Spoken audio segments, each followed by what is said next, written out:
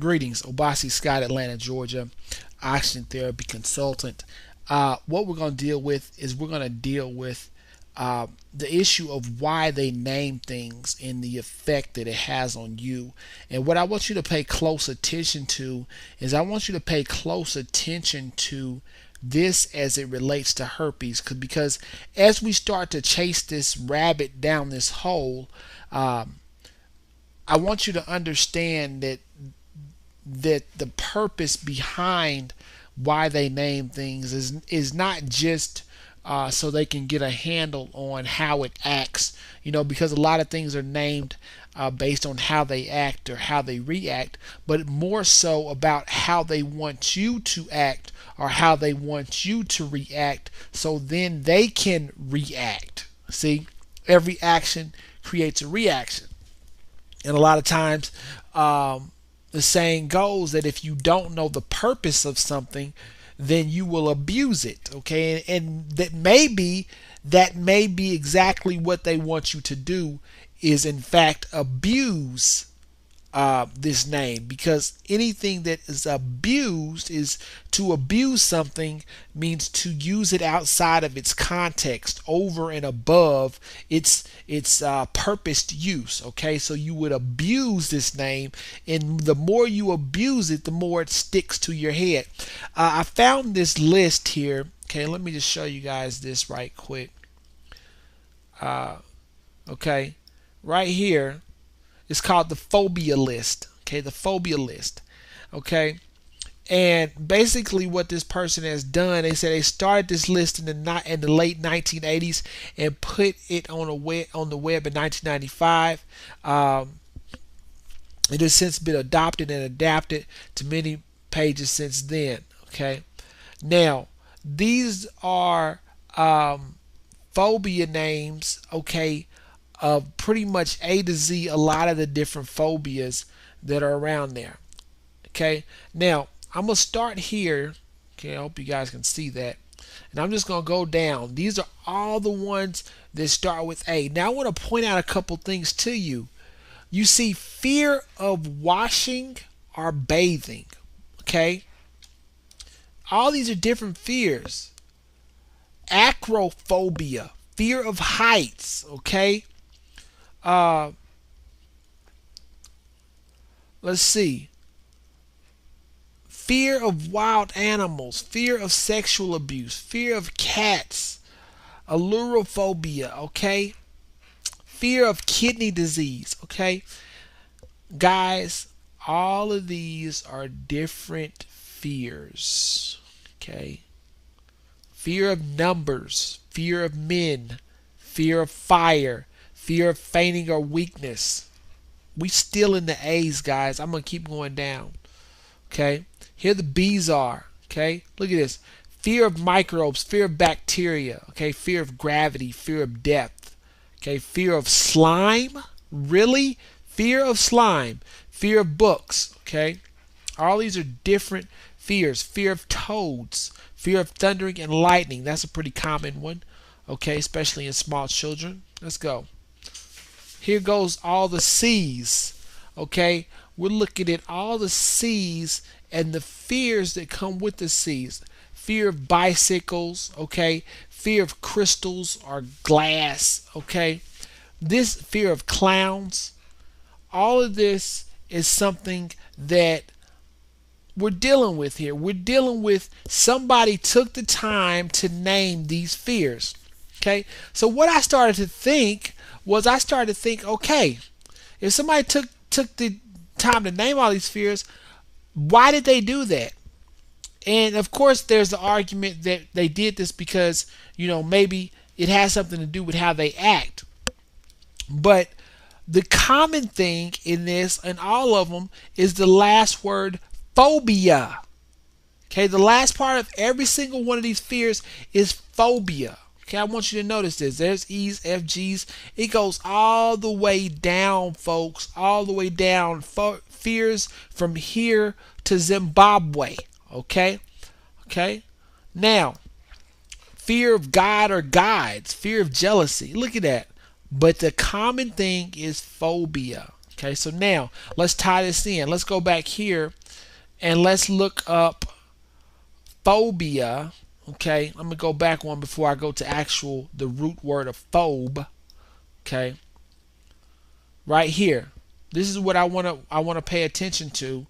Is phobia as a noun is psychiatric or abnormal, intense, or irrational fear of a given situation, organism, or object. Okay, so then let's dig a little bit deeper into that, and let's look at the actual word where phobia is derived from. Okay, which is phobe. Okay, let's go down here to our noun. Okay, indicating a person or a thing that fears or hates. Okay, so let's tie this in. We're talking about herpes. We're talking about how most of these fears, okay, all these fears on this list end in phobia. Okay, then we go back to here and we see that the root word of phobia is actually indicating. Indicating means to suggest or to hint at. Okay, indicating that a person, or let's bring it home, indicating that you have a fear of something.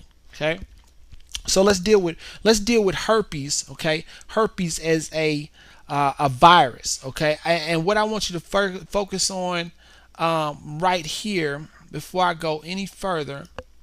Okay, herpes, also known as a human herpes virus. Okay, I want you to look at that. But then I want to dig deeper into just the word herpes, and every time you say it, what you're actually claiming, okay, or where herpes comes from. Okay, looking here, it comes from ancient Greek, and it talks about creeping or latent. Okay, creeping or latent, and it's dealing with how this virus reacts. Okay, it deals with how this virus reacts. So let's deal. What does all of this have together? What is this list of all these phobias? Okay, what is us understanding what the root word of phobia, phobe, okay, indicating a person or a thing that fears or hates, have to do with the actual word herpes?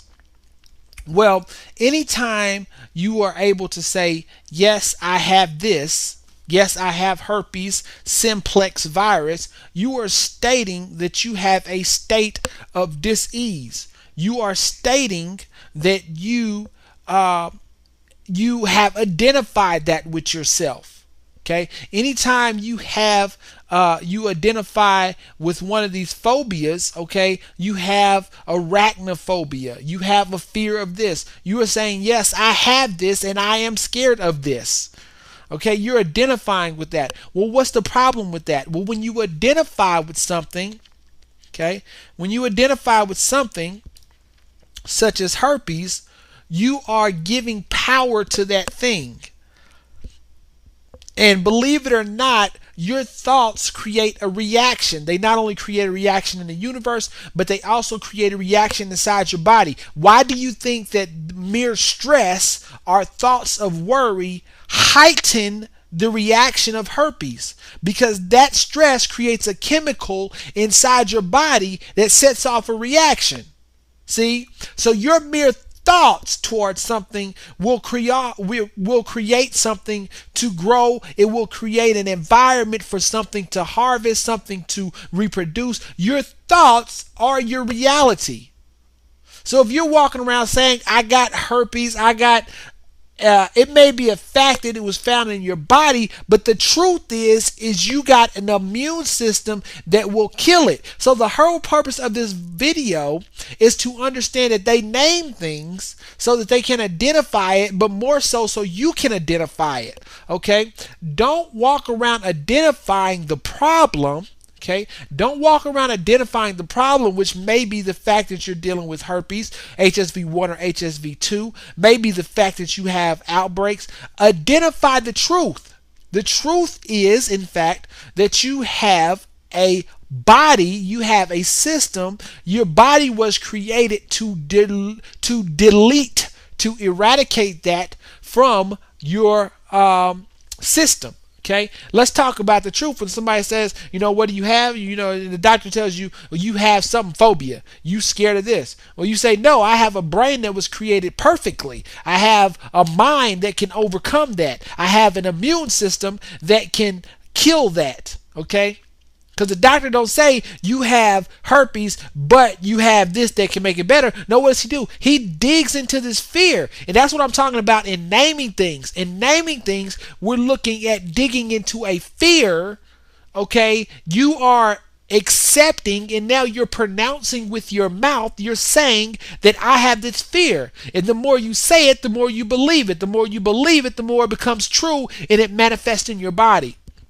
The doctor doesn't say you have herpes, but your immune system can kill it. The doctor says you have herpes, and there's nothing you can do about it. This disease cannot be cured. Or they say you have cancer. Or they say you have AIDS. Or they say you have whatever. This cannot be cured.